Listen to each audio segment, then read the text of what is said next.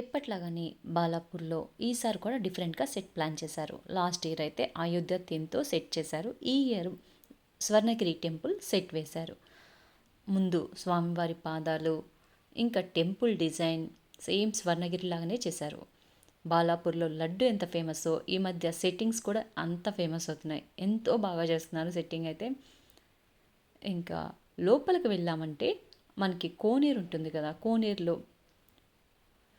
స్వామివారు పండుకొని ఉంటారు కదా, అలాగే సెట్టింగ్ పెట్టారు. సేమ్ అలాగే ఉంది. అక్కడ ఎలా ఉందో అలాగే సెట్టింగ్ ఏర్పాటు చేయడం జరిగింది.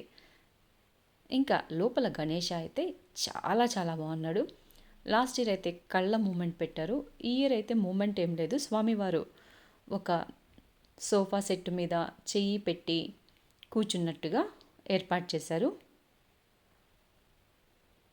ఆ పిల్లోకి కూడా సింహాన్ని ముందు ఫేస్ పెట్టారనమాట. చూడండి ఎంత జనం వస్తున్నారో. ఇంత బాగా చేస్తే సెట్టింగ్ ఎందుకు రాకుండా ఉంటారు? చూడ్డానికి కంపల్సరీ వెళ్ళిపోవాల్సిందే మనం.